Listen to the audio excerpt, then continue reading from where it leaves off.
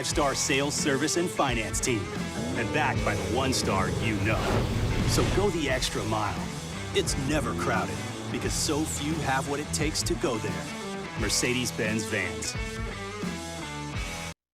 Dylan Cruz here to tell you about Six Rings Baseball and Softball Camp. If you live on the North Shore and play ball, go to Six Rings Camps with former LSU assistant coach Dan Canaveri. His knowledge is second to none, and your child will improve and have fun doing it. Camps were held at Coquille Park and Six Rings Academy in Covington with 4 sessions over the summer. Full day and morning only sessions are available from ages 7 to 13. Go to sixringsbaseball.com or call 98.1.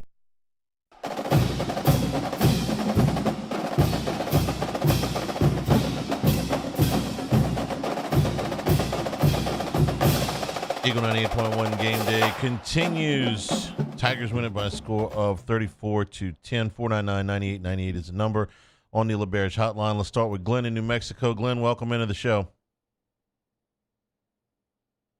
Hey, Glenn. Hey, just a couple things. The last possession of the first half for LSU, do you guys agree with them basically just sitting on it? And with LSU up 17 with like 4 minutes left, why is Nuss keeping the ball and running and risking an injury? Either way, go Tigers, MAGA.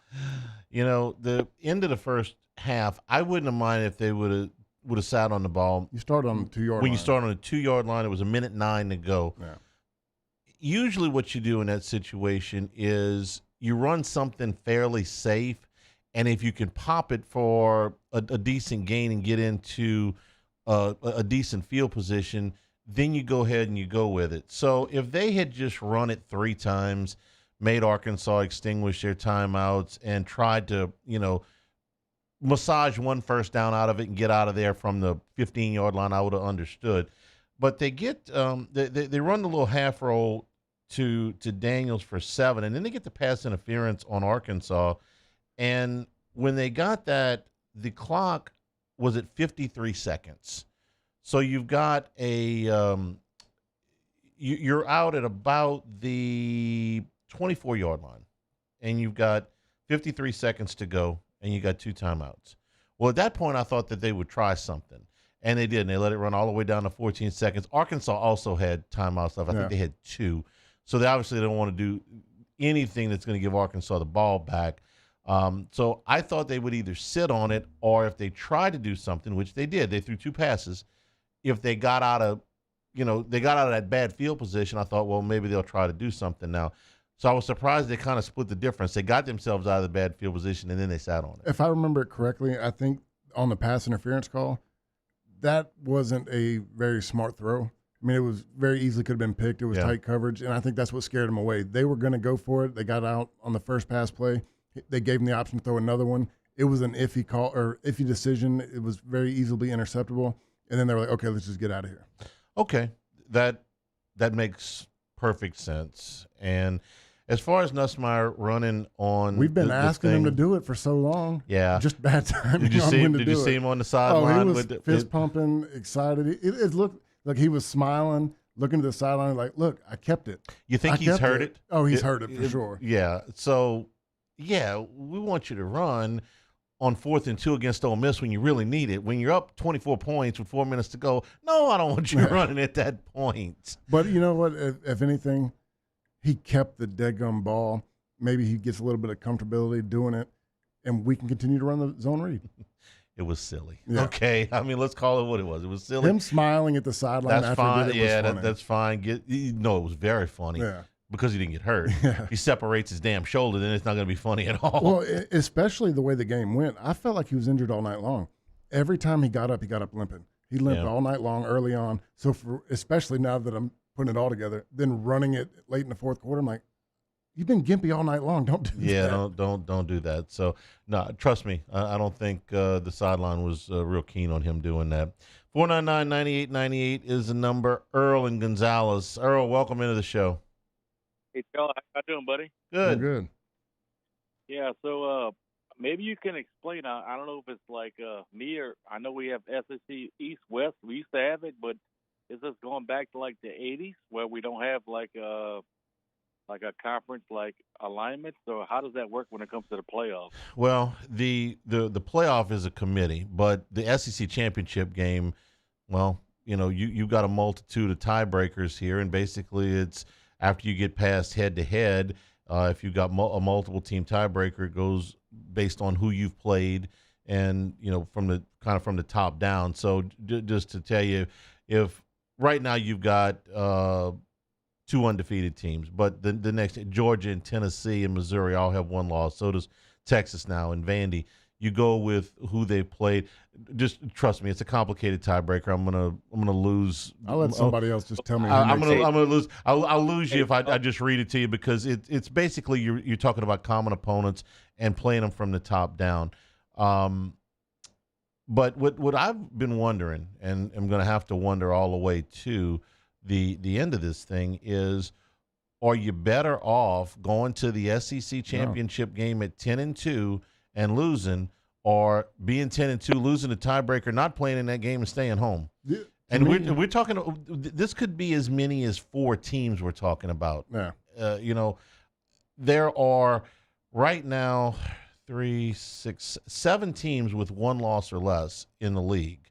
Now we got plenty. We got a whole November to go, but I could see a scenario where there are 2, maybe even 3 teams that are vying for the 2nd spot in Atlanta, and they'll all be about 10-2. Yeah. Now, if LSU runs out or A&M runs out, then no. But how would the committee look at that?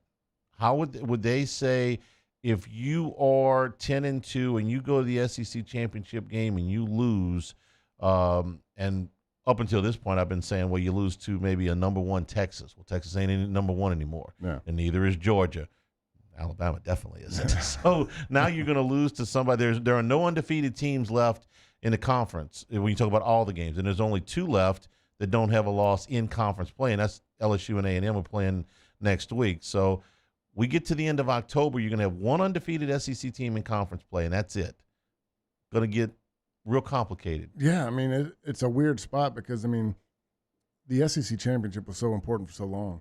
And right now, if you got a top 10 spot without making it to the championship game, it's essentially an extra bye week. Like, I don't know. I mean, you put yourself on the level of, this couple conference champions win in and you get knocked out, but it's very strange to me. I don't know how to feel about this because the SEC champion does not seem as important anymore. Let me play it. Well, let me play it the other way. Let's say LSU were to get to the conference championship game against whoever, doesn't even matter, with a 10-2 record. They lose one of these games somewhere down the line, but they get in. And they play the SEC championship game and they lose it on a field goal at the end of the game. Well, if you win that game, you're not only in the playoff, you're getting a bye. You're going to be a top 4. The SEC champion will be a top 4 seed without question. So are we really going to say that, let's say LSU loses to A&M next week, but then runs out, okay?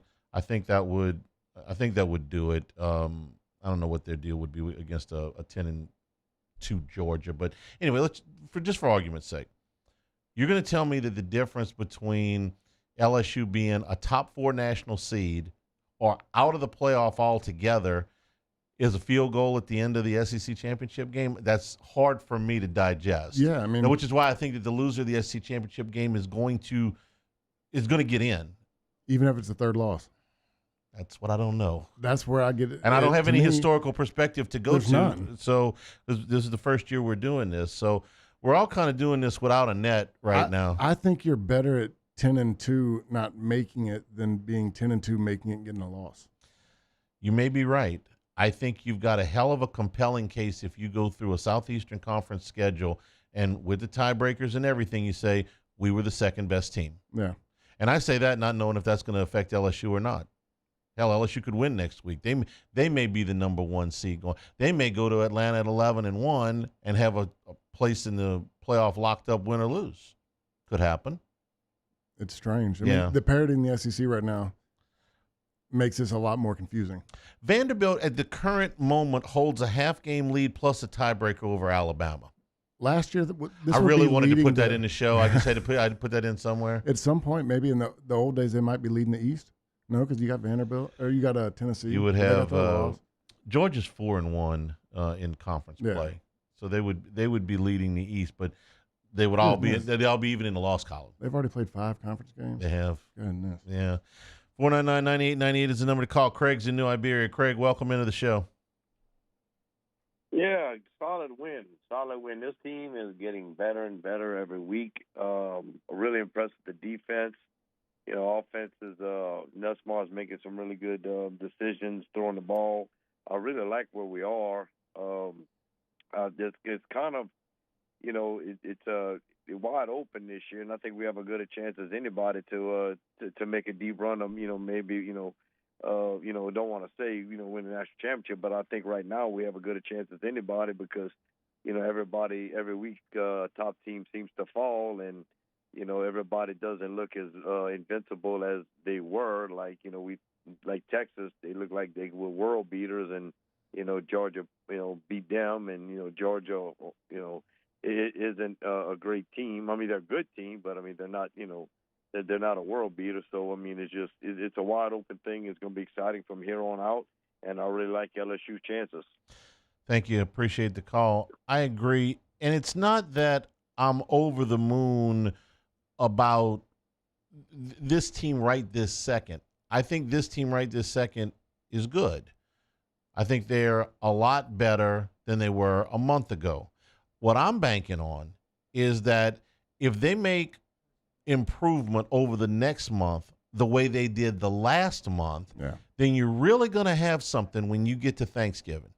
If what we saw tonight is a step in the right direction, you got off to the good start. Okay, you're still able to protect Nussmeier against a pretty good pass rush. You were able to run the football. You're able to stop the run. Those have been problems. You didn't turn the ball over. Your special teams were sound. Your kicker made all of his kicks. The penalties were frustrating, especially because they were all legit. I mean, 7 false starts in the first half or 6 false starts. I mean, those are penalties. I mean, you got to call them, but it's a easily cleaned up. Yeah, we hadn't done that all year long. I mean, we did it early on. Last couple games were clean. It was frustrating at this point because I get it on the road. It happens once. It happens twice. You get the nerves knocked out. It happens 6 or 7 times in the first half. Yeah. That's a problem. It was loud at South Carolina. I can't imagine it was just the noise. No, I mean, something else. It's just guys. You got a lot of guys thinking with a lot of pressure. I think that they were trying to get the run game going. I mean, you look in the first 2 drives, we were averaging over 8-9 yards a carry. I mean, we really had things going, but guys were trying to get a jump. And it wasn't just one guy. You had the center have 2. I think Emory had 1. Campbell had 1. I mean, one was on the receiver. One was on Lacey, I believe. Then later you had Anderson have 1. I mean, it was across the field tonight. 499-9898 is the number to call. We're brought to you by Supreme Rice and SupremeRice.com. Try the new parboiled rice, the closest thing you're going to get to a restaurant rice. Pick it up wherever you buy rice.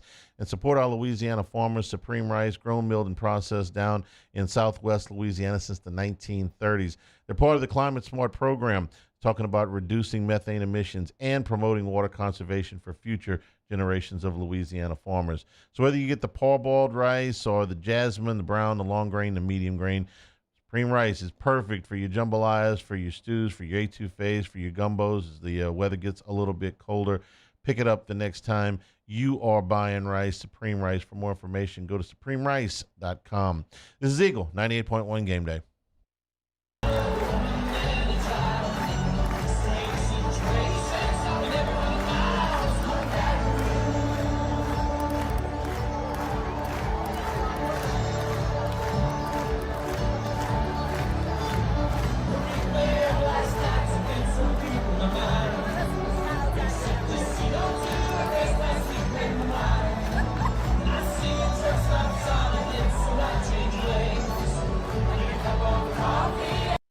At Luba Workers' Comp, our journey began over 30 years ago with a simple belief: our clients come first. At Luba, our business has always been focused on people, not policies. Through every success and challenge, we've continued to grow because we've stayed true to our values, committed to providing you with genuine dependability. Because your well-being is more than a priority.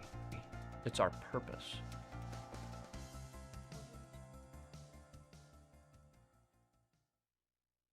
Breck teamed up to reimagine your parks, and you imagined big. With your help, we went to work, creating 12 beautiful community parks across the parish. A family-sized water park, miles and miles of trails, and parks just for your dogs. There are more places to splash, to explore, to run wild, and even soar. You imagined, we delivered. Gold. Breck, your #1 park system in the nation. Electricity is all around us, and our families depend on it. Every day is sparked by the power of a cold drink or a warm meal, a movie night, and a comforting light at the end of a dark hallway. From sunrise to sunset, playtime to bedtime, our team is ready to take care of your electrical needs. Even in the case of an after-hours emergency, the light in your life shines brighter with Mr. Electric. Hey, it's Matt Moscona. For years, you've heard me tell you about Insurance Network of Louisiana, helping you find better coverage for less money. But it's not just for your home and auto. They also offer commercial property. So, retail stores, professional offices like doctors, dentists, attorneys, clothing boutiques. Insurance Network of Louisiana can find you better coverage for less money. They service the entire state of Louisiana, and they're local. So call today at 293-0450 or lainsurance.net. Jerry and Benny Payne began Central Plumbing Company out of their driveway in Tanglewood subdivision. 50 years later and 4 generations down the road, we continue to serve Baton Rouge and the surrounding areas for all of their plumbing needs. Residential, commercial, industrial, or hospitality, Central Plumbing is here 24/7, 365. We want to thank our customers, family, and friends for 50 years of success. And looking forward to 50 more. Gulf Coast Office Products is a nationally recognized Savin office equipment dealer based right here in Louisiana. Over 100 employees strong, Gulf Coast has the boots on the ground to support all vertical markets from education, engineering, legal, and finance. With the latest in office technology from desktop to production segment units, Gulf Coast and Savin have the perfect fit for you. Call 225-756-2644. That's 756-2644 for Gulf Coast Office Products. There it is, the extra mile, on the border of expected and extraordinary for those willing to go further, like vans customized for work or play, with safety and tech to keep you connected, supported by a 5-star sales, service, and finance team, and backed by the 1-star you know. So go the extra mile. It's never crowded, because so few have 98.1.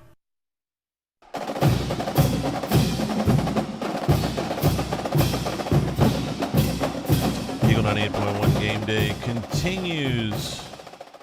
34-10. The Tigers win it tonight. Move to 6-1 on the season. 3-0 Southeastern Conference play. 499-9898 is the number to call on the LaBerge hotline. Matt is in Geismar. Matt, welcome into the show. Hey, thanks. How y'all doing tonight? Good, Matt. I just wanted to say, first off, wanted to say I'm thinking about the family of Coach Bags. Really sad what happened. I was excited and encouraged to see all 3 phases of the game. Looked very good tonight.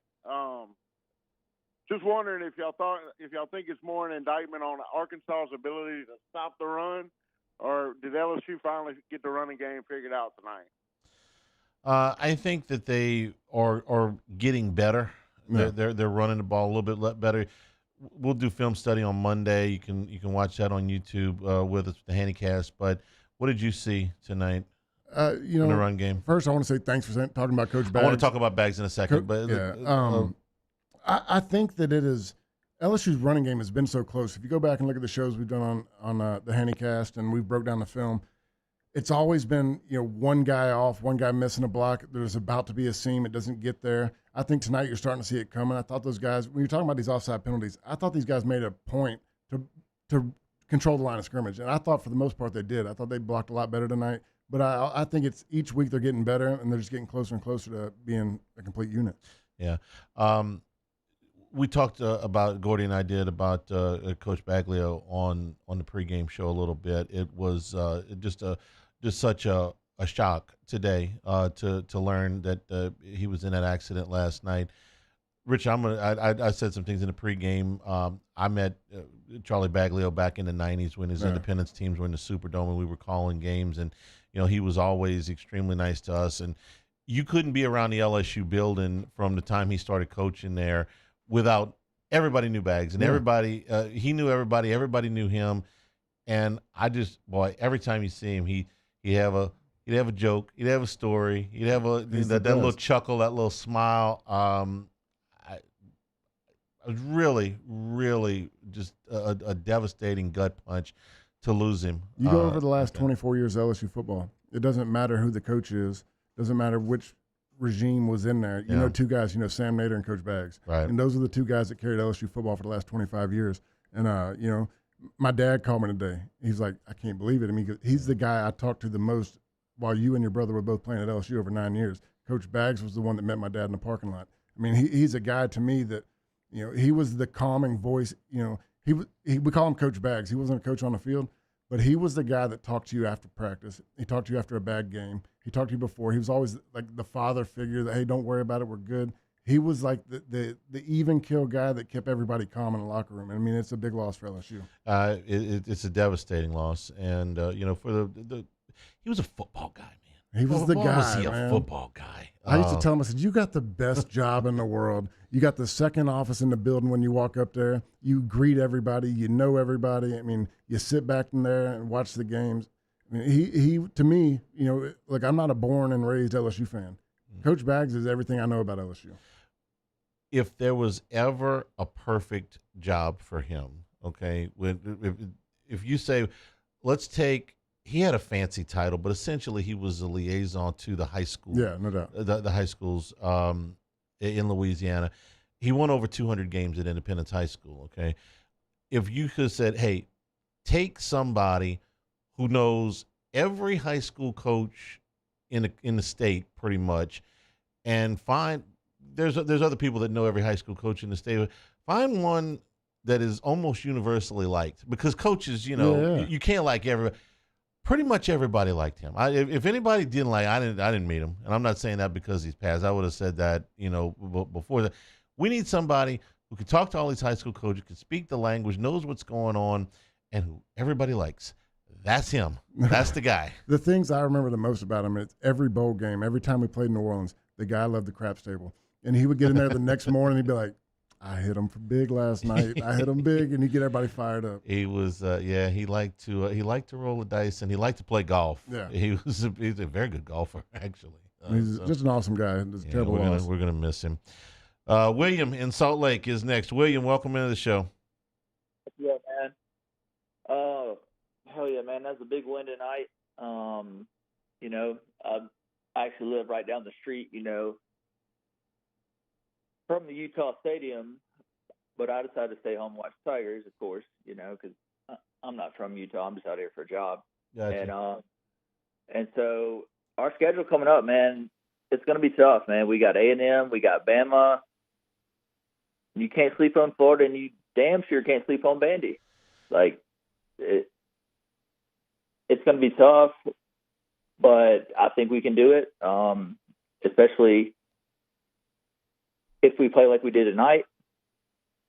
It's doable, 100%. Yeah, I agree. And thank you for the call, William. By the way, Utah is still playing. They're down 10-0 at TCU. What have you been saying the last 2 weeks? There is no unwinnable or unlosable game left on the schedule. Probably the one I've changed my opinion about the most, though, over the last few weeks is Florida. Yeah. They're a heartbeat away from having a heartbeat at this point. I mean, they dusted Kentucky pretty good tonight. I thought that Billy Napier would have at least some of his things in boxes by now. He's hanging in there. Now, again, their schedule thickens up here a little bit, but he's still there. They don't have – I don't want to say they had quarterback controversy because they were playing both guys, but now with Graham Mertz out, they know that it's DJ Lagway's team to run.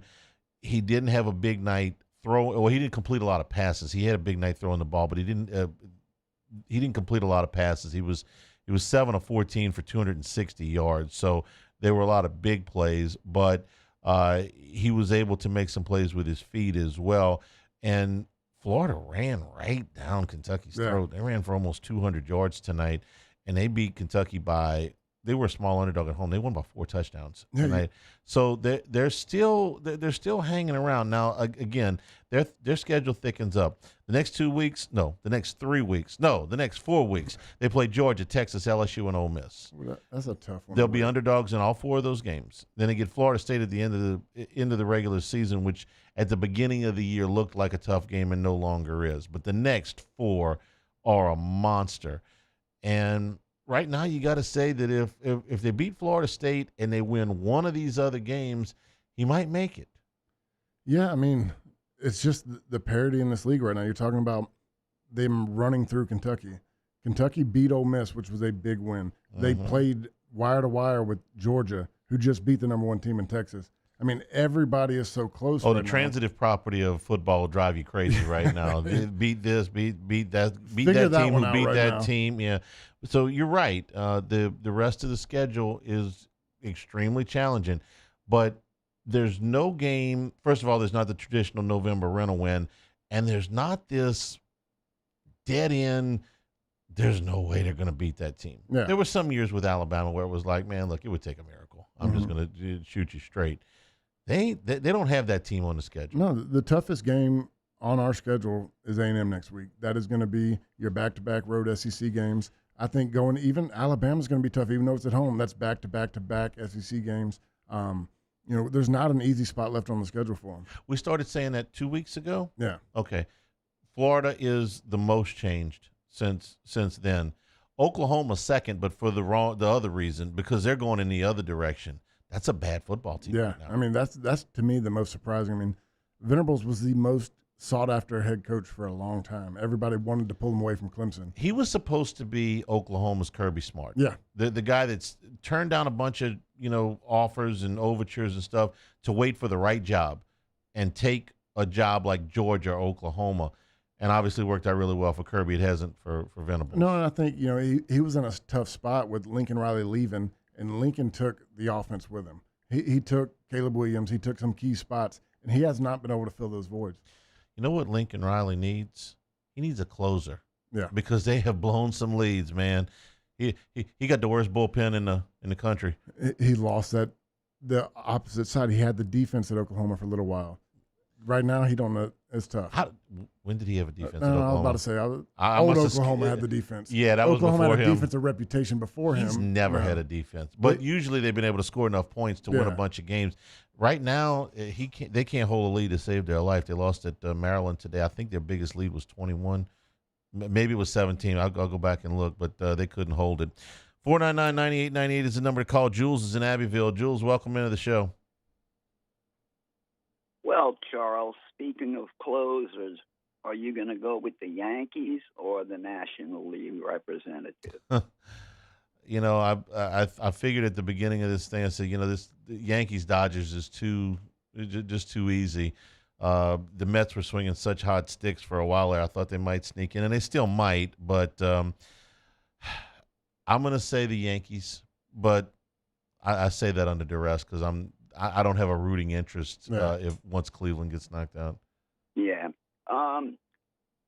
The false starts, Richard, when you just keep making them like they did, they must have had 6 of them in the first quarter. What causes that? To me, it's anxiety. It's being antsy. It's trying to get the jump on the next guy. Like the offensive line, early in a game, in a big road SEC game, we see it a lot. You see 1 or 2 early in the game, first drive, maybe everybody gets settled in. It was a little bit shocking how long it lingered. And the ones that frustrated me is you have Kyron Lacey get one, you have Aaron Anderson get one. In a loud game like that, you're not listening to anything. You're not hearing the quarterback. You're looking at the ball. So those two, to me, don't make a lot of sense.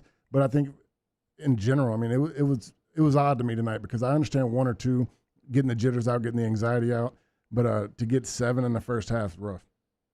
And Charles, are you concerned at all about Nussmeier made maybe 2 or 3 throws down the field into double coverage that could have easily been intercepted, and I didn't think they really had a chance of either ball being caught. Does that concern you at all with him? Yes, but I've made my peace with the fact that I'm going to get from Garrett Nussmeier through 7 games. I'm going to get a lot of big plays. I'm going to get a lot of good decisions. I'm going to get a confident guy, and once or twice a game, he's going to do something that he probably shouldn't do. But it's a little bit of kind of a poor man's Brett Favre. Okay, Brett Favre, made some of the most miraculous plays and miraculous throws you'll ever see, and then there were some times where you go, man, what are you doing? I've kind of made my peace that's the deal with Nuss. That once or twice a game, he's going to probably get a little bit too aggressive, and I'm going to take the good with the bad. Would I like to eliminate that part of his game? Yeah, but I don't think you can. No, tonight it was scary because you had 3 dropped interceptions. The one he threw into the front corner of the end zone. Bad decision. That was bad. The one we talked about earlier, when you get the pass interference, that was a bad decision, and I think that's why they decided to run the clock out in the second half, or to end the first half. There were 2 or 3 of them tonight. I mean, at one point he was 1 for 8 for passes over 10 yards in the game. Yeah. He just wasn't hitting it down the field. What he does great is crossing routes and intermediate routes where guys are moving. I don't think Nussmeier is a great deep ball thrower. That's something that he's kind of struggled with. He either overthrows it or he just takes a shot, throws it in double coverage. But it is something that concerns me in a game where you're going to go, like last week, when you're going to go wire to wire in a very tight game, you can't make those bad throws. And that's something that he's going to go back and look at tonight because, he only had 1 ball. His longest reception tonight was 22 yards. We didn't beat him down the field a lot. He didn't make a lot of big throws. A lot of the throws he made down the field were, 50-50. On the other hand, there were a couple of plays he made. One of them to Mason Taylor on a 3rd down. I got called back for a holding penalty. The catch Mason Taylor made was unreal. It was a terrific throwing catch. The other ball I really liked that he threw because he showed a lot of patience on it was a double move to C.J. Daniels, which I thought had gone for 29 yards, but whatever it was, it might have been 24. That play took a long time to develop. I don't think that was a double move. That was a play that was shut down. Daniels just decided to roll out and keep going, and he found him. When you go back and watch that play, I got that play from Monday. It was marked down. Right. That was not a double move. He tried to hit the hitch route. It was covered, and if you go back and watch it, he's stuttering with his hand. Yeah, he pulls it almost like he's pulling it back. He's pulling it back, and Daniels rolls back out down the field, and he hits him deep. We giving him credit for that, right? Yeah. Okay. 499-9898 is the number to call. Tigers win at 34-10. This is Eagle 98.1 Game Day.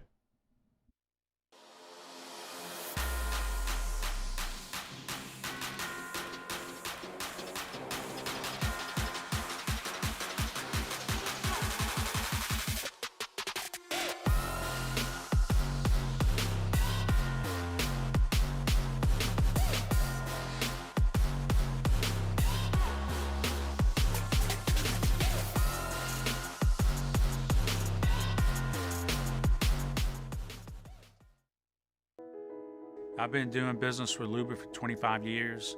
They're dependable, trustworthy. It's just the attention to detail with our clients. Our folks have years and years of experience. They're highly trained professionals, but many companies have that asset. What I'd like to think makes Luba a bit different is that we use those talents in a way that truly is dedicated to serving the needs of the folks who depend on us.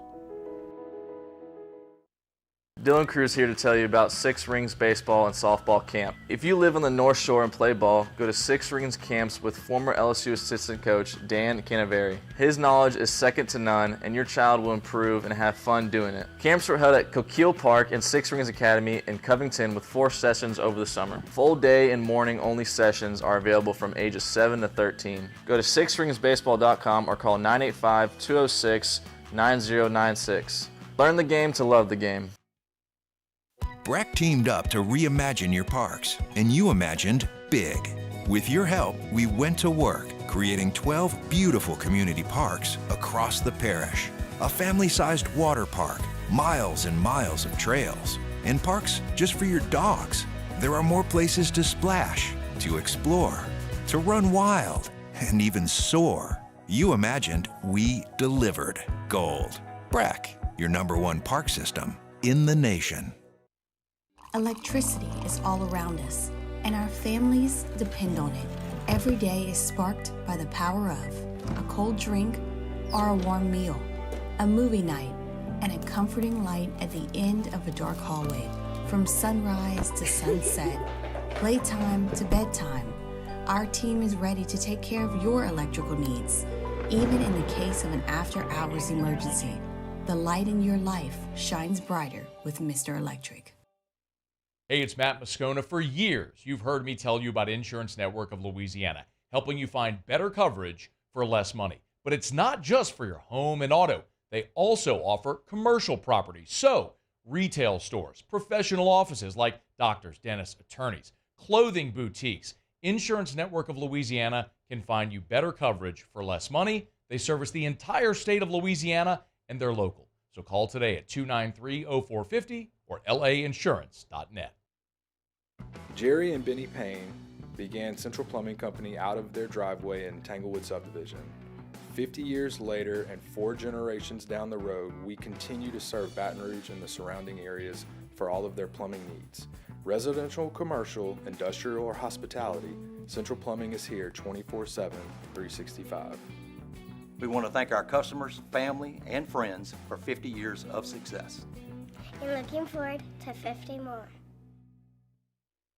Gulf Coast Office Products is a nationally recognized Savin office equipment dealer based right here in Louisiana. Over 100 employees strong, Gulf Coast has the boots on the ground to support all vertical markets from education, engineering, legal, and finance. With the latest in office technology from desktop to production segment units, Gulf Coast and Savin have the perfect fit for you. Call 225-756-2644. That's 756 98.1.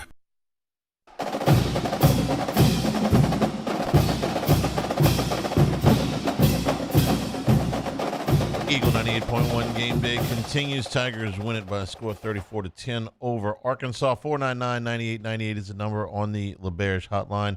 Chaz is in Lafayette. Chaz, welcome into the show. Hey, man, we can nitpick Nuss all we want. But what other quarterback in the SEC would you take over Nuss? I'm not taking anyone. After the USC game, I don't want to name drop, but Mike D, a lot of you guys, I'm not saying y'all too, said we're going to lose 4 to 5 games. This team has done nothing but progress, especially the defense, with basically the same guys as last year. All right.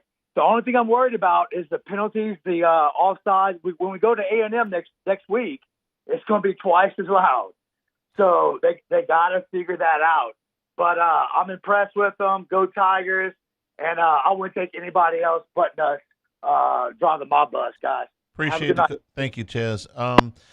It hadn't been a recurring problem with the false starts. This was unique to tonight. Yeah. They didn't have a lot of these things. I mean, not more than the normal amount in the other games. We had a few early on. I think in the very first game against USC, Campbell had 2 of them. Yeah, we've had some, but not like this. This was strange. Like I can't put it all together other than just being antsy and like they've been wanting to just dominate the line of scrimmage. They wanted to get the first step. They wanted to deliver the first blow, and those guys started moving early.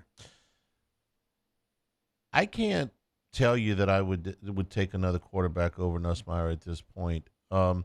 Quinn Ewers is looked at as a very high pick in the draft. He got yanked tonight. Yeah. They took him out in the second quarter. I know he got hit, and I didn't hear the post game. They took him out. I like Carson Beck an awful lot, but he makes some bonehead throws too. Yes, just as many, if not more, where he puts the ball in jeopardy than Nussmeier does. I watched the Tennessee-Alabama game. If you wanted to trade me either one of those quarterbacks for Nussmeier, you'd have to throw in like 5 draft choices. So, no. Nobody has a better clutch gene than Nussmeier. I think Jackson Dart's a good player, but I wouldn't trade him for Nussmeier. No, I think the caller's right. I'm going through my list here. Brady Cook's a nice quarterback in Missouri. Certainly, when he went out of the game today, their offense shut down, and the quarterback Pine that went in was a former starter at Notre Dame. Cook went out in the first drive. He didn't come back until the last drive of the third quarter, about a minute to go in the third quarter, by which point they were down 2 scores. And then Auburn threw up on themselves, and Cook led them, down the field 95 yards. He's a nice player.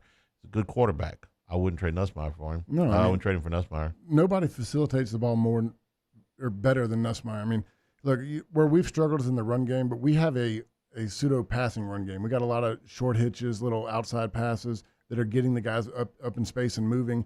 And I think he makes a lot of great decisions with the ball. I think the only place where he struggles is trying to make the big throw. And so that's where he gets in problems sometimes, is he tries to fit that ball in there. He's got that confidence, what you talked about, like a poor man's Brett Favre back in the day. He's going to take some shots. And look, that worries you. But for the most part, he makes good decisions. You know who I might take second? If you gave me all 16 quarterbacks, or actually more than that, have played and started games, all 16 guys, I'm going to take Nussmeier, okay? I'm not talking about for the NFL. I'm not talking about for the draft or any of that stuff. Go win me a football game this Saturday. I'm going to put the same amount of talent on your team as the other team. Pick your quarterback. After Nussmeier, I might take Pavia. I might take Diego Pavia, because that little son of a gun will go out there and he going to rip your heart out, man. If you beat him, you're going to have to beat him. He's a guy that plays with nothing to lose. He's just trying to run it down somebody, make a play. Teammates gravitate towards him. Yeah. He's an underdog because he's not a pro quarterback. He's not the biggest or strongest. That joker got hard, though. He's not looked to carry a team, but he just goes out there and makes a play. So, I see where you're coming with. I mean, obviously, I know Ewers and Beck are going to go higher in the draft, and Dart and all that stuff. And, Connor Wegman had a great game against Missouri a couple of weeks ago for A&M. You just gave me one game. I might take Pavia. Yeah, go win me a game. Bradley is in Natchez. Bradley, welcome into the show. Hey, guys. Actually, I'm on the way back from the game. And all I can think about is next week's game. Man, if we can win at Texas A&M, that puts us in a spot where we get Alabama at our place, maybe at night, for a chance at an 11-win season and a spot in the playoffs. What do you guys think about that? I want to get through next week. You got to get through next week, and the other games are no pushovers. Okay, I mean, Florida's got a little something going right now. They're not great, but it's not going to be easy. Vanderbilt, we just talked about them. LSU's going to be favored in that game. The game's in Tiger Stadium. I think that they'll win, but Vanderbilt beat Alabama. They beat Kentucky. They won tonight, avoiding a letdown spot against Ball State. They get Texas next week. I don't think they'll win, but I wouldn't look close game at the half. Wouldn't surprise me. Right, exactly. And then Oklahoma's struggling, but again, every game is winnable or losable. Here's what I think you're giddy about, and it's okay. It's welcome even. LSU's going to be favored against Alabama. They haven't been favored against Alabama in quite a long time. They said it was the first time they've had 2 losses before November since 2007. That's correct. And do you know who put actually it wasn't LSU, because LSU played them in November that year, right? I know we beat them. I can't remember. Yeah, I think it was early November. I think it was the first week in November. LSU, the Burrow team was not favored in Tuscaloosa. They were an underdog, even though they won. The 11 team was not favored, even though they won. They weren't favored in the game where Daniels hit Taylor, even though the game was in Tiger Stadium. When was the last time they were favored? I'm pretty sure it was 2007. Yeah. I mean, I'll go look it up, but you haven't been favored to win that game in 17 years, and you're going to be favored. And if you watched Alabama play today, not only are they favored, I'm very confident about LSU's chances in that game. They're better than Alabama. Oh yeah, to tie the two games together.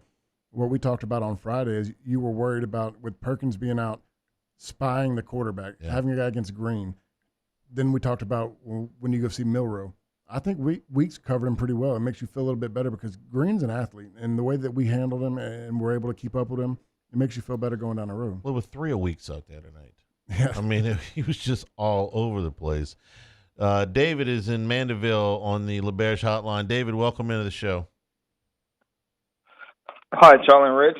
Hey. A couple of quick questions. One, Charlie, I know you pretty good with the LSU officials. Can you get LSU and Arkansas to reduce the size of that trophy to about a third? And then defensively, how do you take the 10 points allowed? Is that the defense getting better, or it's just Arkansas's offense? And I'd like to listen to both of y'all comments.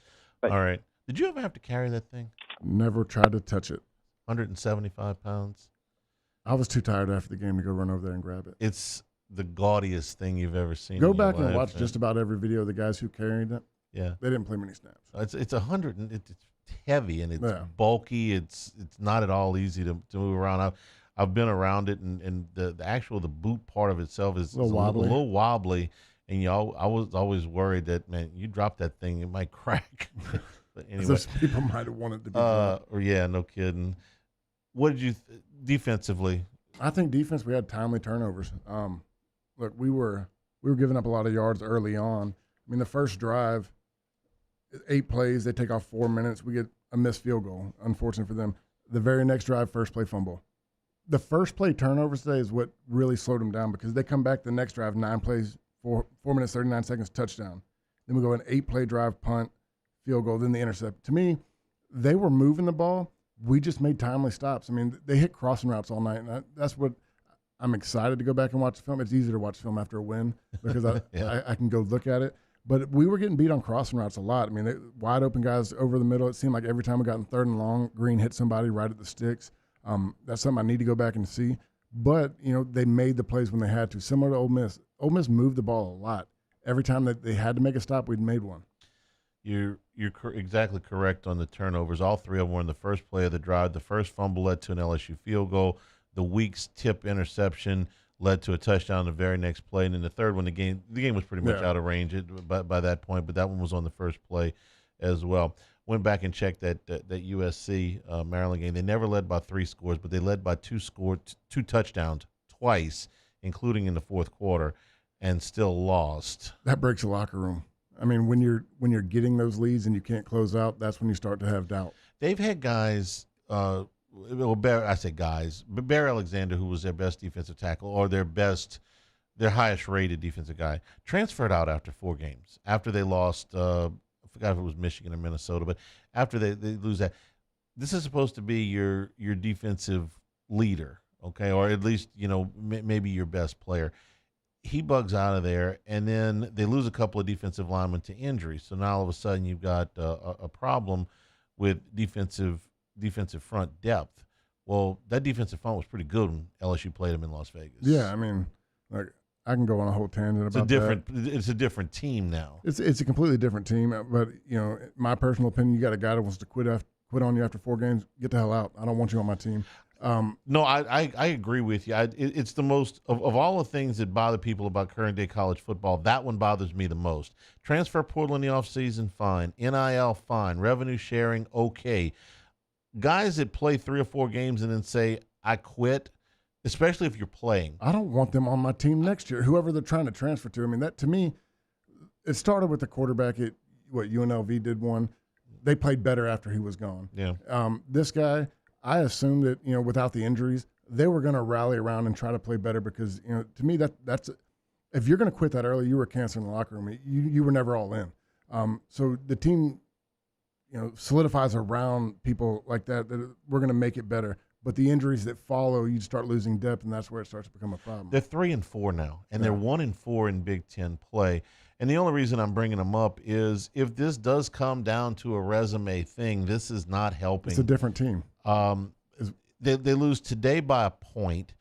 They lost at Michigan in the last minute. They lost at Minnesota. Minnesota had a 4th and goal from the 1, went for it with the score tied in a minute to go and made it. Yeah. I mean, they had the lead multiple times against Penn State and lost that game by a field goal.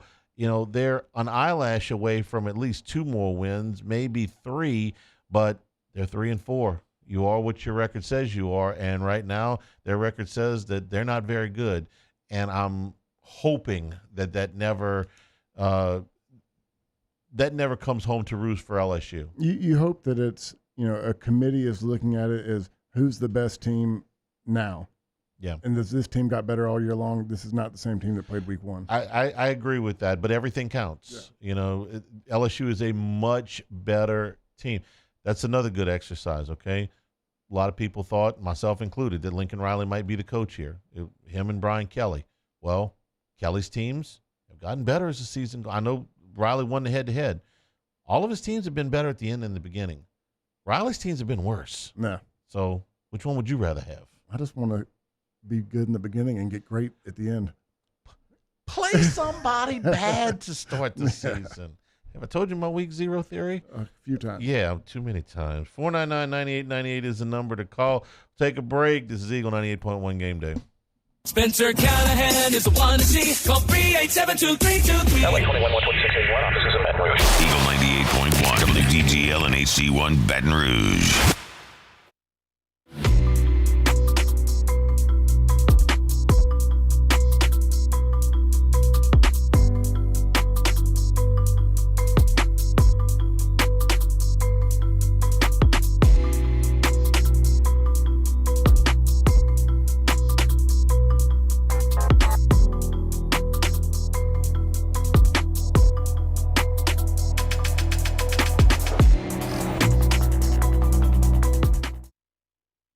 At Luba Workers' Comp, our journey began over 30 years ago with a simple belief: our clients come first. At Luba, our business has always been focused on people, not policies. Through every success and challenge, we've continued to grow because we've stayed true to our values, committed to providing you with genuine dependability. Because your well-being is more than a priority. It's our purpose.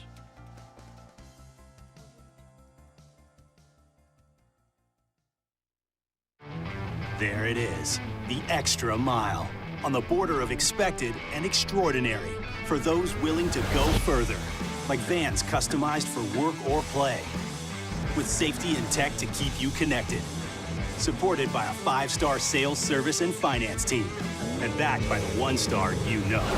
So go the extra mile. It's never crowded, because so few have what it takes to go there. Mercedes-Benz Vans. Dylan Cruz here to tell you about Six Rings Baseball and Softball Camp. If you live on the North Shore and play ball, go to Six Rings Camps with former LSU assistant coach Dan Canaveri. His knowledge is second to none, and your child will improve and have fun doing it. Camps were held at Coquille Park and Six Rings Academy in Covington with 4 sessions over the summer. Full day and morning only sessions are available from ages 7 to 13. Go to sixringsbaseball.com or call 985-206-9096. Learn the game to love the game. Breck teamed up to reimagine your parks, and you imagined big. With your help, we went to work, creating 12 beautiful community parks across the parish. A family-sized water park, miles and miles of trails, and parks just for your dogs. There are more places to splash, to explore, to run wild, and even soar. You imagined, we delivered. Gold. Breck, your #1 park system in the nation. Electricity is all around us, and our families depend on it. Every day is sparked by the power of a cold drink or a warm meal, a movie night, and a comforting light at the end of a dark hallway.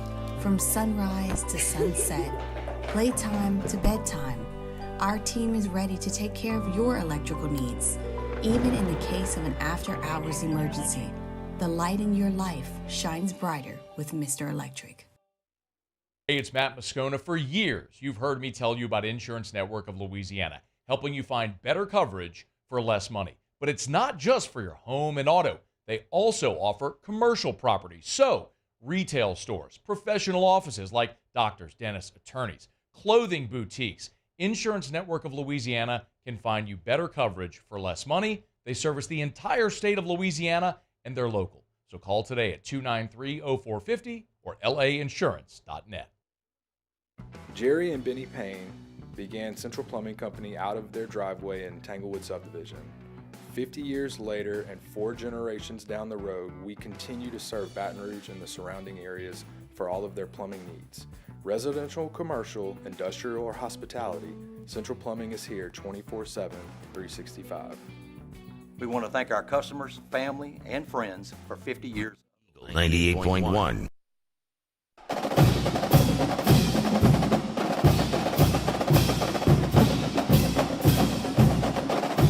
98.1 Game Day continues. Tigers win it 34-10 tonight over Arkansas. Rich, when you have a game plan that you put together, you'd like to be able, whether it's offense or defense, to say, I want to show them something they've never seen before. But if you've been around football long enough, you've pretty much seen everything. Tonight, Baker came up with something I don't think I've ever seen before. I've never seen it. Which is this alignment of 4 defenders in a single file line, pretty much right over the center, and at the snap, kind of fanning out in an effort to keep Green in the pocket and to rush the passer. So what did you think of that? Connect 4. I mean, to me, it was very interesting. To me, what it does, it speaks to Baker's youth and ability to try to come up with new things and get guys into it. And look, we're going to take a gamble. We're going to try to get a rush package. I think it worked the first time. It was something new you hadn't seen before.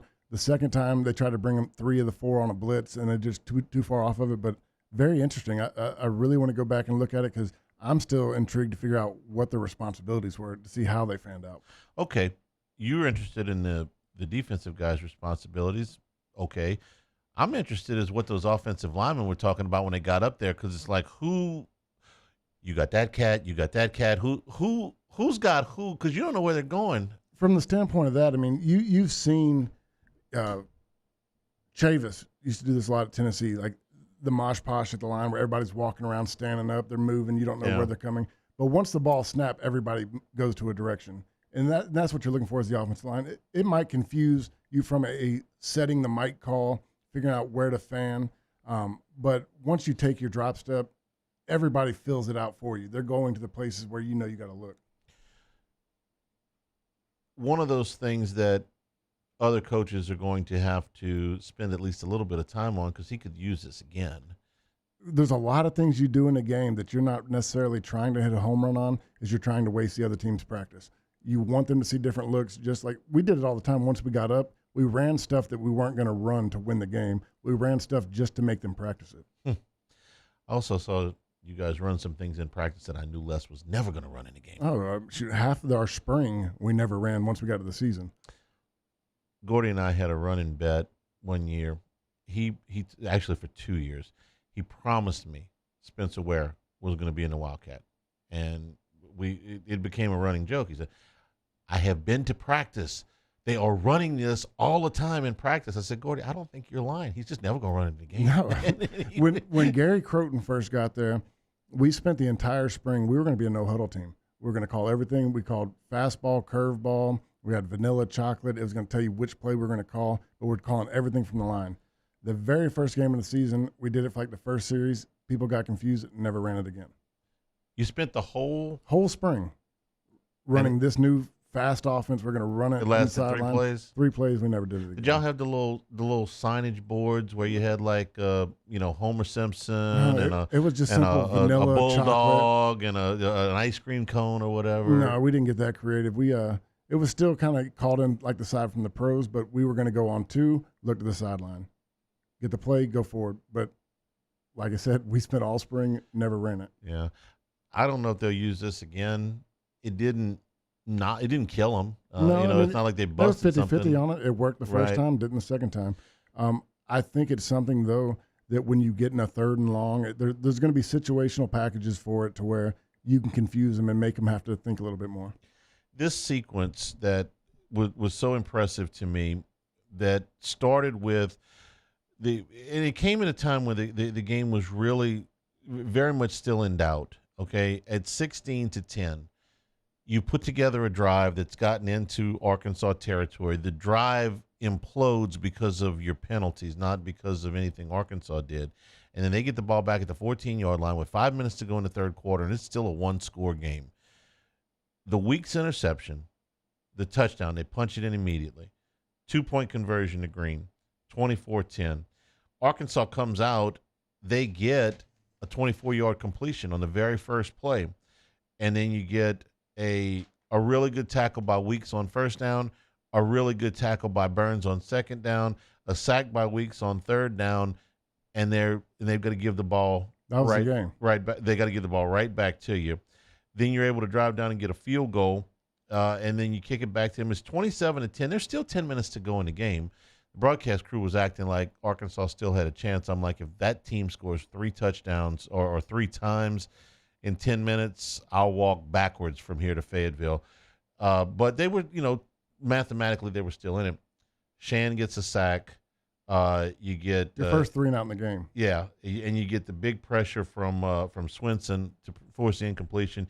You get the ball back, and there's still, like I said, just under 10 minutes to go at that point, and you cram it right down their throat. 14 plays, 80 yards, 8.5 minutes, touchdown, 12 runs, 2 passes. Thank you and good night. That's the drives we've been talking about when, a couple games back when they went on the 98-yard drive. There was 7-8 minutes. They went on a couple long drives. That's what Nuss really does well. I mean, we can talk about the inefficiency to hit the ball down the field and make the big plays, but he can carry a drive to where you can run on first down, take a shot on second down, but third and medium, he makes the play every time just to keep you in the game. Look at this. We figured out how to work the TV. All right. Who is that Shand up at the front? Shand, Weeks, Penn, and Burns. Okay. I'd love to see where they get. Like, I know one. Shand is out, 4 yards off the ball. I didn't remember that. I think this is the second time they ran it because we were talking about it. I don't see the advantage in a blitz package because at this point they all have 3 yards to see where you're going to fan out. If you're going to run that, I'd love you to run it right over his nose and make it a little bit faster. Make him have to make those decisions.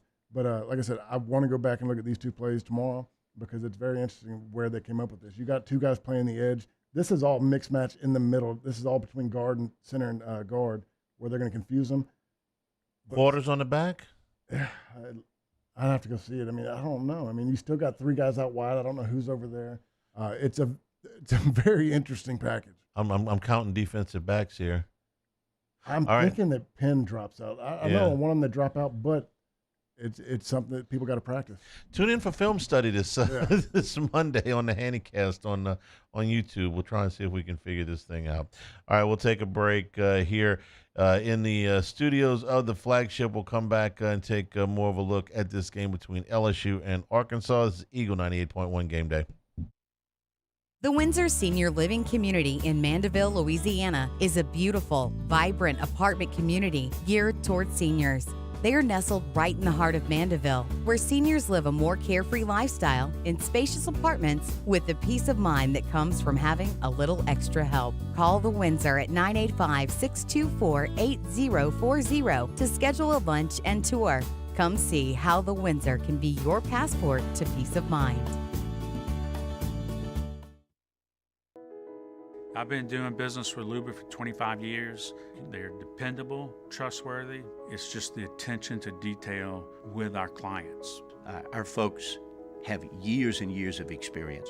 They're highly trained professionals, but many companies have that asset. What I'd like to think makes Luba a bit different is that we use those talents in a way that truly is dedicated to serving the needs of the folks who depend on us.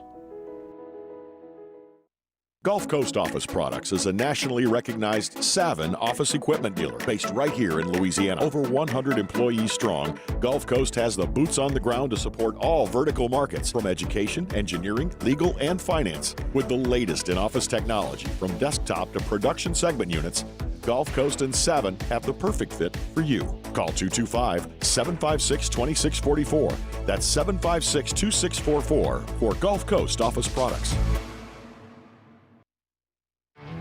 There it is, the extra mile, on the border of expected and extraordinary for those willing to go further, like vans customized for work or play, with safety and tech to keep you connected, supported by a 5-star sales, service, and finance team, and backed by the 1-star you know.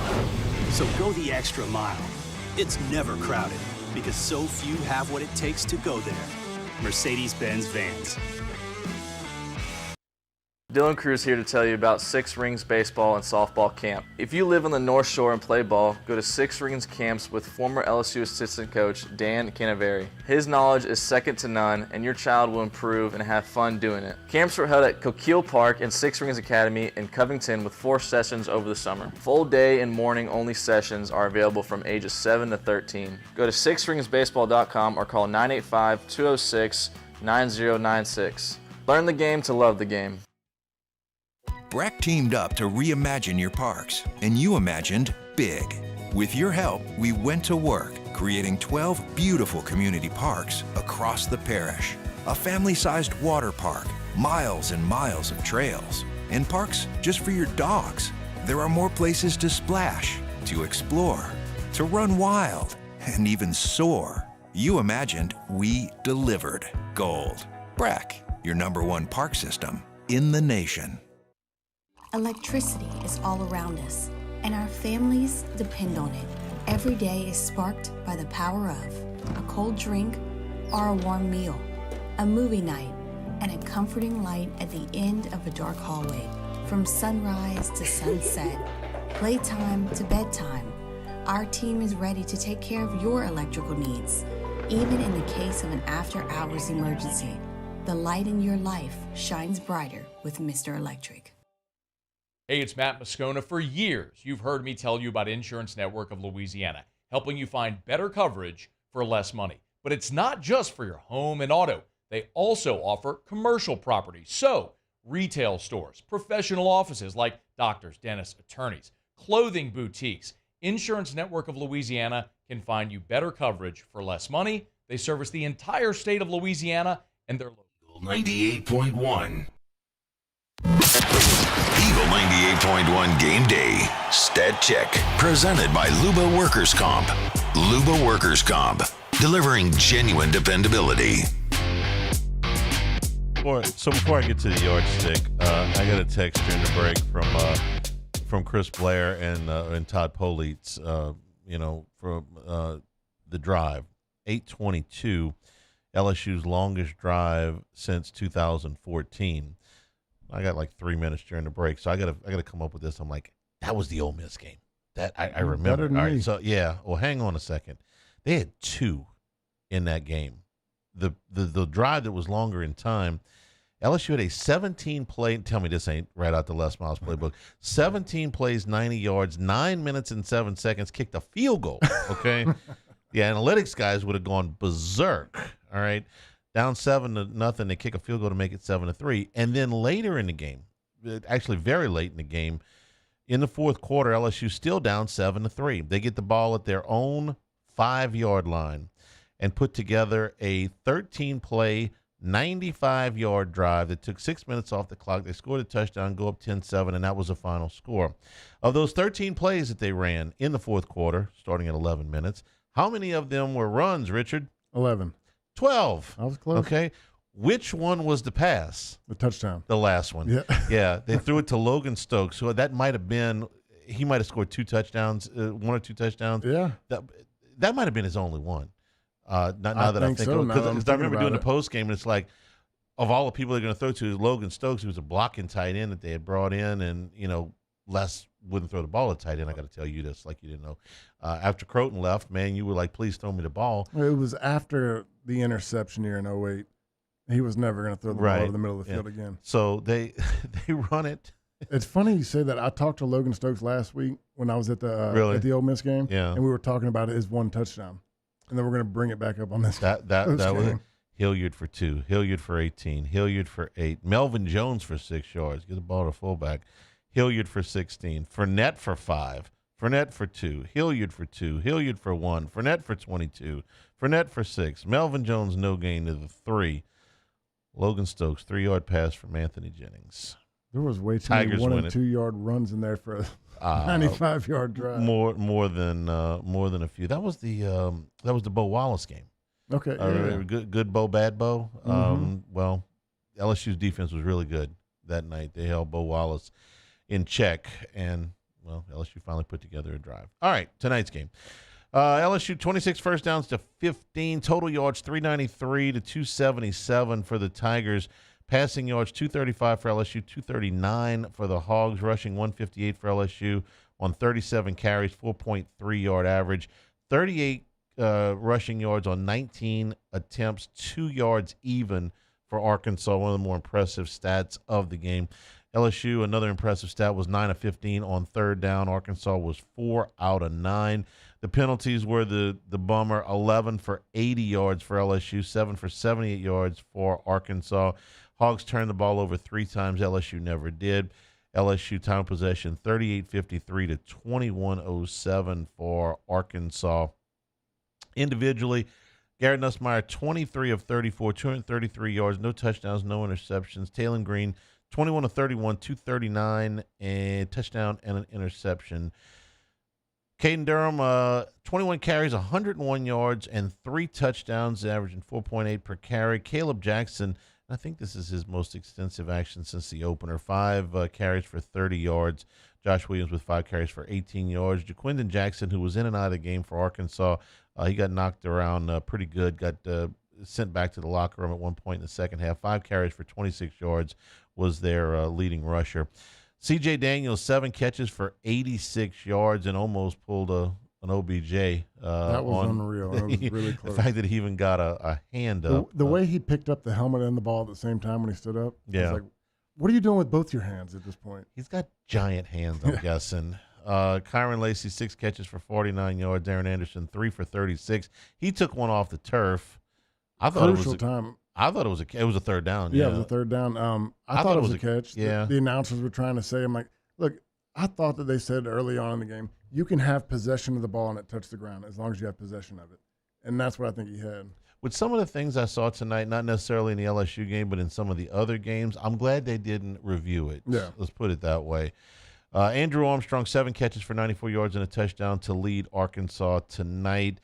LSU with 2 fumble recoveries, one by Major Burns and one by Devon Keys, who saw his first extensive action. If you were wondering who number 42 was, I got a couple of texts about that. Freshman linebacker from Texas, very highly rated guy with a bright future. He got in a little bit tonight. Defensively, Whit Weeks led the way, like you didn't know that. 9 tackles tonight, 5 solos. He had a tackle for loss, a sack, and a pass defense. Greg Penn and Major Burns both had 6 tackles tonight. Danikio Slaughter with 7 solos, 10 total tackles for Arkansas, and Xavier Sori with 9 tackles tonight for Arkansas, who did not record a sack. Weeks had the 1 interception for LSU. Damian Ramos, 4 for 4 on field goals. The long was 48 tonight, which is a career long for him. Matthew Shipley was 1 of 2 for Arkansas. LSU punted once. It was 34 yards down to 14-yard line. Arkansas punted 3 times for a 50.7-yard average, and that is your yardstick. We've got a couple of games left in progress right now, but we'll do our final scoreboard when we return here. Eagle, 98.1 Game Day.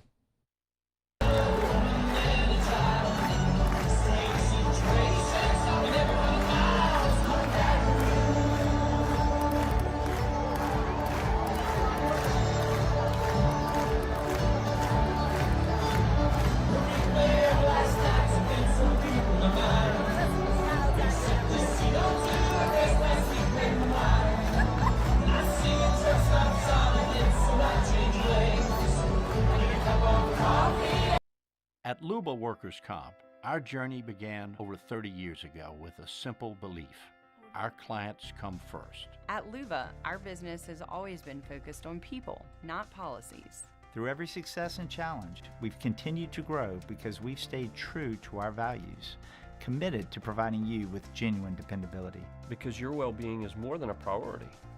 It's our purpose.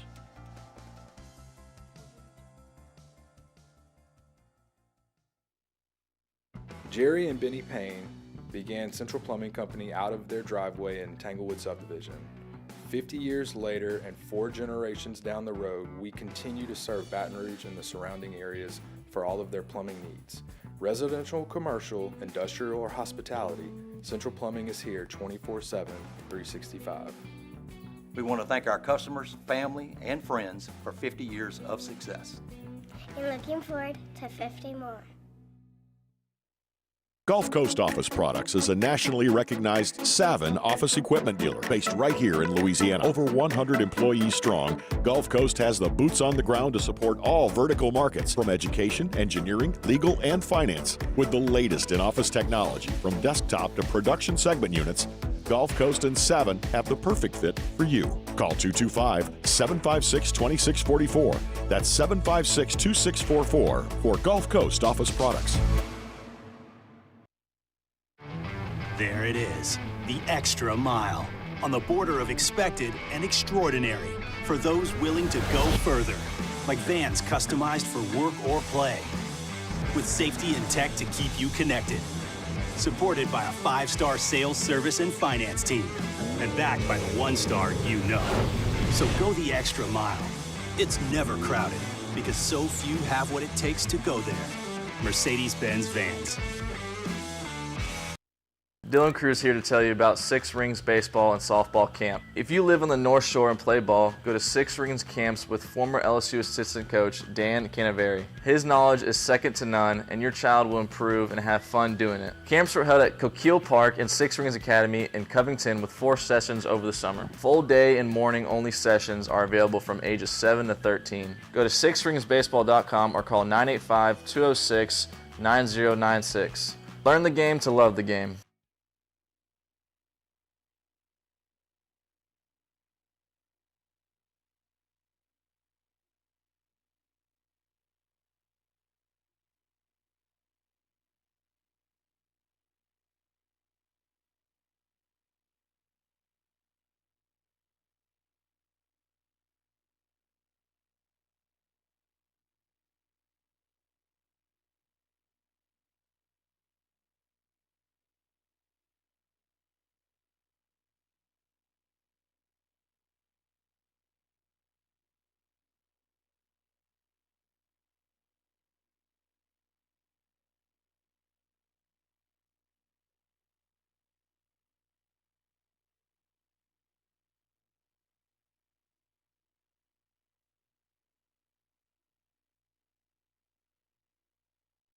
.1.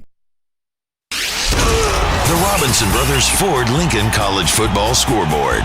Robinson Brothers Ford Lincoln on airline under the giant American flag. Believe it or not, we got 2 games that are left in progress. UNLV leads Oregon State 33-25 with about a minute to go there. Vegas has got Boise next week. They're 6 and if they hold on here, they're 6-1. That game could have Group of 5 in the playoff implications next week. TCU leads Utah 13-7. That game's early in the fourth quarter. Earlier finals today. Number 5 Georgia beats number 1 Texas 30-15. Travis Etienne scored 3 touchdowns for Georgia, who led this thing 23-0 at the half. We don't have time to get into it tonight, but you're gonna see and hear all week about the pass interference flag that was picked up after the Texas crowd went absolutely berserk and started throwing bottles on the field.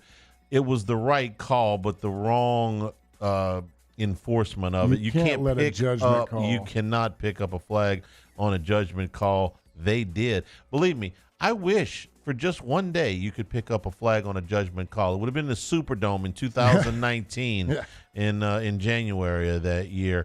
But Georgia answered the 15 points that Texas got in the third quarter with a touchdown. They win at 32-15. Number 6 Miami stays unbeaten. They are 7-0. They beat Louisville 52-45 in a shootout. Cam Ward threw 4 touchdown passes for the Hurricanes. Number 11 Tennessee beat number 7 Alabama 24-17. This was an ugly game. 6 total turnovers in this game. Alabama, the bottom line was that they couldn't run the football. They averaged 2 yards a carry, and Tennessee averaged 5. Yeah. If not for the turnovers, this would have been maybe a little bit more lopsided, but it was 7-0 Alabama at the half. Tennessee kind of dominated in the second half. Jalen Milroe threw a couple of picks, including one that put the game away for Tennessee. Number 9 Iowa State stayed unbeaten. They needed a late touchdown to beat UCF 38-35. Cyclones now are 7-0. Number 10 Clemson won their 6th straight. They beat Virginia 48-31. Cade Klubnik threw for 308 yards and 3 touchdowns. That's LSU, Texas A&M, and Clemson. All lost non-conference games in week 1. All have won 6 straight since then. Number 12, Notre Dame beat Georgia Tech 31-13. Georgia Tech was without starting quarterback Haynes King in this game. Number 14, Texas A&M beat Mississippi State 34-24. Hey, is it just me, or does Mississippi State have like a heartbeat? I feel like that offense is starting to get things going. He's starting to move the ball. They've put up points in the last 2 games. Yeah, they were. I don't think they were ever going to win this game, No. but kind of like the one they played before. They're 1-6, but they're 1-6 with at least a little semblance of hope. This is going to be a tough deal for Jeff I think Levy. it's similar to like Auburn. Auburn is what they're 2-4 or whatever their schedule is, but they're playing. They're starting to play better. I don't want to talk about Auburn. I'm mad at Auburn. Auburn is so close in every game they lose. Auburn did this to themselves Yeah. today again. Okay, I'll get to that in a second. Number 16, Indiana blew out Nebraska 56-7. The Hoosiers are 7-0. First time since 1967. They are 4-0 in Big Ten play. They intercepted freshman quarterback Dominic Raiola 3 times in this game, and what I thought would be a really close game, they ran away with it. Number 17, Kansas State moved to 6-1. They beat West Virginia 45-18. Number 19, Missouri beat Auburn 21-17. Now, here's what happened. Brady Cook, the starting quarterback from Missouri, goes out of this game in the first quarter. After the first series, they said, well, he's going to go tape him up and he'll be back in. He didn't get back until there was a minute to go in the third quarter, but he led 2 scoring drives in the fourth quarter. One of them was 95 yards to win it for Auburn, who just can't get out of their own way. No. I'm sorry. They're 2-5, 0-4 in the SEC. Number 21, SMU. Since they made the change at quarterback to Kevin Jennings, this has been one of the more powerful offenses in the country. They scored 40 more today. They beat Stanford 40-10. Ponies now 6-1, 3-0 in the ACC. Number 21, Illinois beat number 24, Michigan 21-7. The defending national champs have now lost for the 3rd time. Number 23, Army. Look, take the service academies. 2/3 of the service academies are rolling. The Air Force is not very good this year, but the Army and the Navy, they're crushing people. Army wins today over East Carolina 45-28. They go to 7-0, 6-0 in conference play. The quarterback, Bryson Daly, 5 touchdowns on the ground and 1 touchdown through the air. Nice job, young man. Between him and the Navy. I thought you were going to shock me and say 5 touchdowns in the air. I was going to be like, no, hold he on. 171 yards on 31 carries and 5 touchdowns. He also threw a touchdown pass. And if you ask me to pick between the Army quarterback and the Navy quarterback, it's really close. Yeah. They're both having great years. Speaking of Navy, the number 25 midshipmen went to 6-0 today. They scored 51 points against Charlotte, won 51-17. Blake Horvath is the quarterback I'm talking about. He threw 3 touchdown passes today and had another 56 yards on the ground. So the Service Academy quarterbacks are having. I gotta go look at that Navy game. game. I mean, the team, they beat them 51-17, and they almost had 100 yards more of total offense than the Navy did. All I know is it was 38-10 at the half. I gotta go see what happened. Wisconsin beat Northwestern 23-3. UCLA hung on to beat Rutgers 35-32. Ethan Garbers, remember him from the LSU game. He threw 4 touchdown passes for the Bruins today. Wake Forest beat UConn 23-20. It was Cincinnati over Arizona State 24-14. UL Lafayette moves to 6-1. 3-0 in the Sun Belt. They win 34-24 over Coastal Carolina. This was one of the more surprising scores of the day. South Carolina beat Oklahoma 35-9. This was 32-3 at the half. Oklahoma changed quarterbacks. Jackson Arnold burned his red shirt, went back in the game, and he threw for 225 yards, but they got routed in this game, and Oklahoma is now 4-3, 1-3 in SEC play. Eastern Michigan beat Central Michigan 38-34. It was Temple over Tulsa 20-10. NC State beat Cal 24-23. Kansas got their second win of the season. They beat Houston 42-14. Jalen Daniels threw for 247 yards and 3 touchdowns. Washington State goes to 6-1. They beat Hawaii 42-10.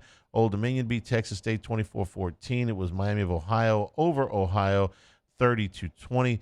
Bowling Green beat Kent State 27-6. Western Michigan over Buffalo 48-41. Toledo over Northern Illinois 13-6. South Florida beat UAB 35-25. UTSA over Florida Atlantic 38-24. Tulane beat Rice 24-10. Tulane's only two losses to Kansas State and Oklahoma. Maryland came from behind to beat USC 29-28. Turtles trailed by 2 touchdowns twice in this game, but came back to win it despite 373 yards through the air for Billy Edwards Jr., who is their quarterback. Colorado, another big win. Buffaloes are playing well. They beat Arizona 34-7 today. Shadir Sanders threw a couple of touchdown passes. Colorado's now 5-2. Baylor got a win, their first in Big 12 play. They beat Texas Tech 59-35. New Mexico beat Utah State 50-45. San Jose State over Wyoming 24-14. Georgia Southern over James Madison 28-14. Vanderbilt over Ball State 24-14. Diego Pavia 275 yards through the air, 82 yards on the ground, touchdown pass, touchdown run. Arkansas State beat Southern Miss 44-28. Michigan State beat Iowa 32-20. Memphis over North Texas 52-44. Florida beats Kentucky 48-20. Gators now 4-3 on the season. DJ Lagway, it's his job now. Threw for 259 yards on only 7 completions today. And Colorado State beat Air Force 21-13. I told you 2/3 of the military schools are doing well. Air Force is 1-6. The Army and the Navy are both undefeated at this point. And I think we got a final. 33-25. UNLV beat Oregon State. So that one has come to Couldn't get your last touchdown for you. Couldn't get just needed one more. A couple in-state schools. Southern won. It was homecoming on the Bluff. They beat Alcorn State 24-14, and Grambling beat Arkansas Pine Bluff 31-21. And that is your college football scoreboard. Game balls are next. Eagle 98.1 Game Day.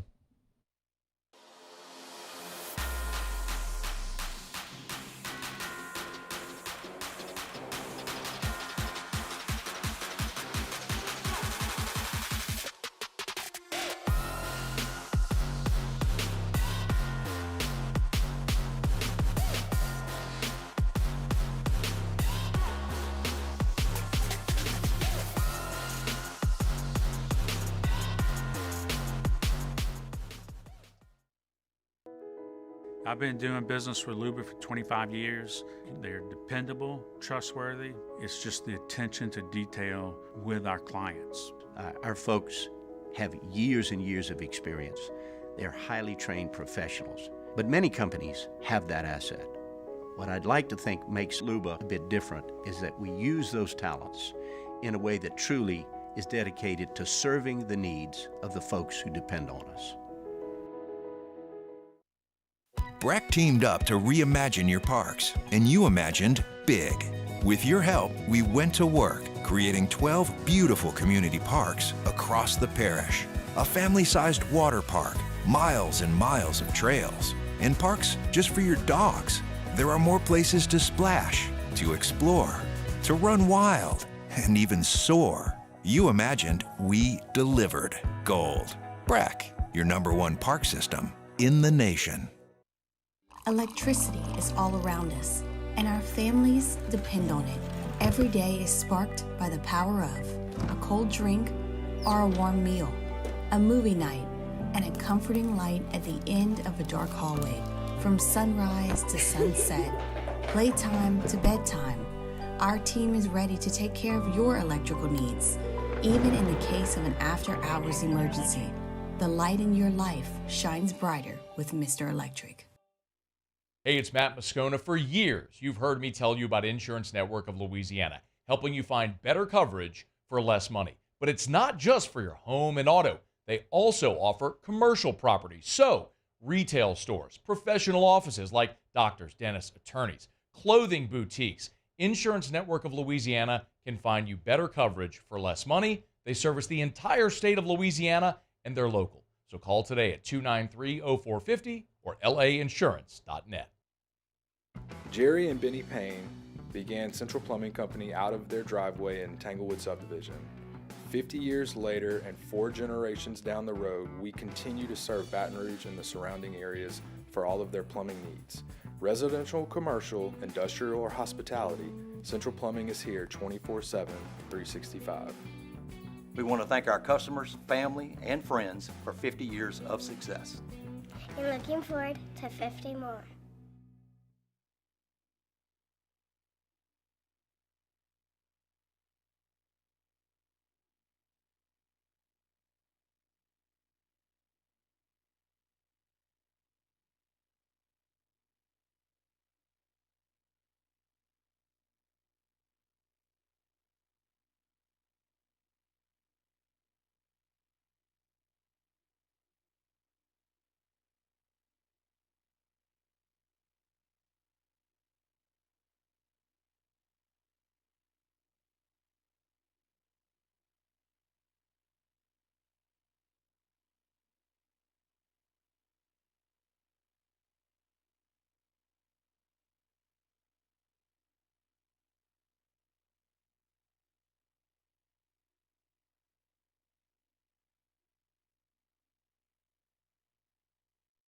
Eagle 98.1.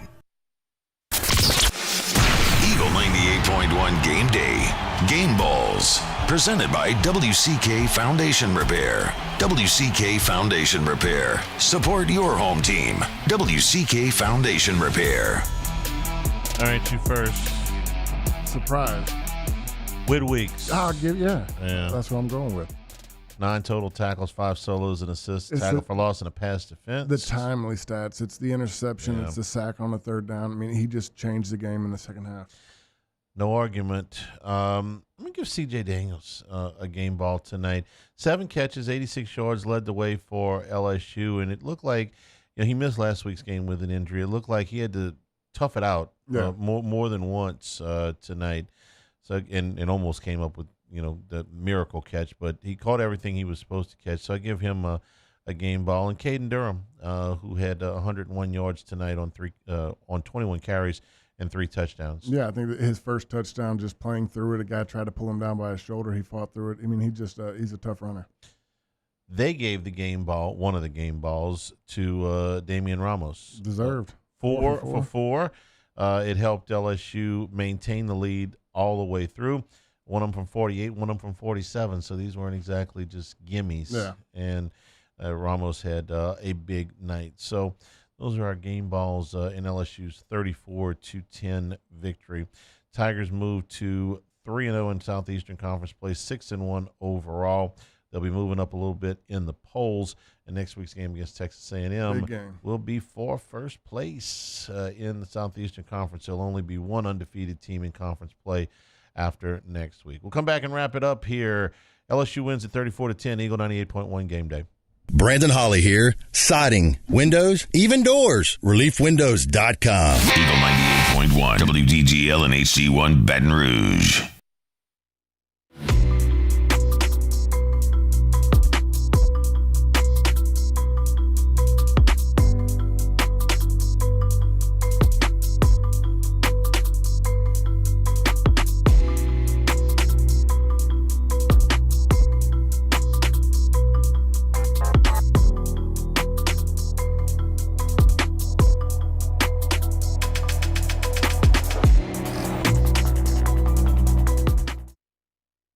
At Luba Workers' Comp, our journey began over 30 years ago with a simple belief: our clients come first. At Luba, our business has always been focused on people, not policies. Through every success and challenge, we've continued to grow because we've stayed true to our values, committed to providing you with genuine dependability. Because your well-being is more than a priority.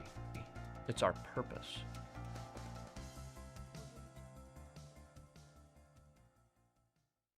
Gulf Coast Office Products is a nationally recognized Savin office equipment dealer based right here in Louisiana. Over 100 employees strong, Gulf Coast has the boots on the ground to support all vertical markets, from education, engineering, legal, and finance. With the latest in office technology, from desktop to production segment units, Gulf Coast and Savin have the perfect fit for you.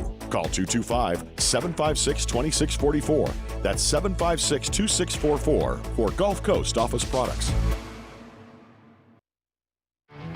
There it is, the extra mile, on the border of expected and extraordinary for those willing to go further, like vans customized for work or play, with safety and tech to keep you connected. Supported by a 5-star sales, service, and finance team, and backed by the 1-star you know. So go the extra mile. It's never crowded, because so few have what it takes to go there. Mercedes-Benz Vans.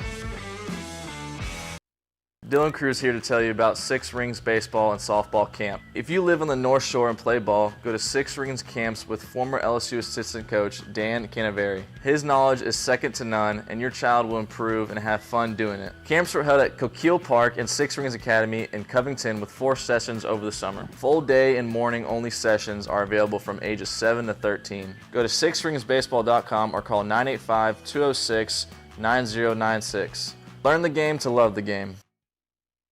Breck teamed up to reimagine your parks, and you imagined big. With your help, we went to work, creating 12 beautiful community parks across the parish. A family-sized water park, miles and miles of trails, and parks just for your dogs. There are more places to splash, to explore, to run wild, and even soar. You imagined, we delivered gold. Breck, your #1 park system in the nation.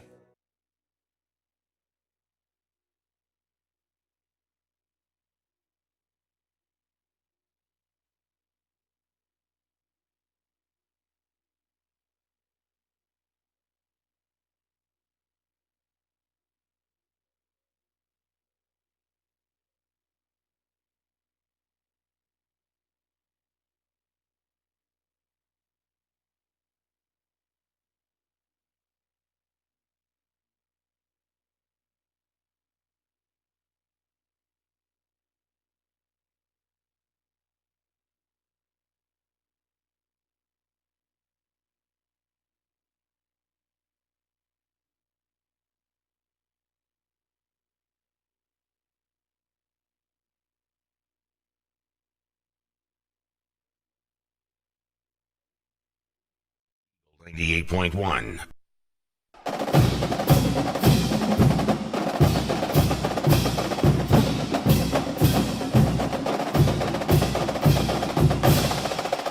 Eagle 98.1 game day wrapping up here. The Tigers with a decisive win up in Fayetteville. So here's the schedule. Tomorrow, football Sunday from the Beau Rivage on ESPN Radio here in Baton Rouge. We'll take a Saints are not playing tomorrow, thankfully. But we'll get you the rest of the day in the NFL. Live at lunch on Monday starting at 10 a.m. The Brian Kelly press conference will be a part of that.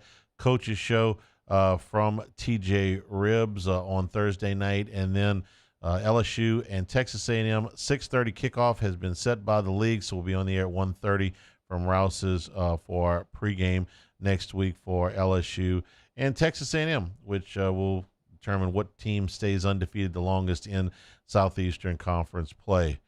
Big weekend in college football. A lot of stuff happened. LSU took care of business. Decisive win up in Fayetteville. 34-10 is our final score. From all of us here at the flagship, I'm Charles Hanniger saying thank you and good evening. This has been Eagle 98.1 Game Day.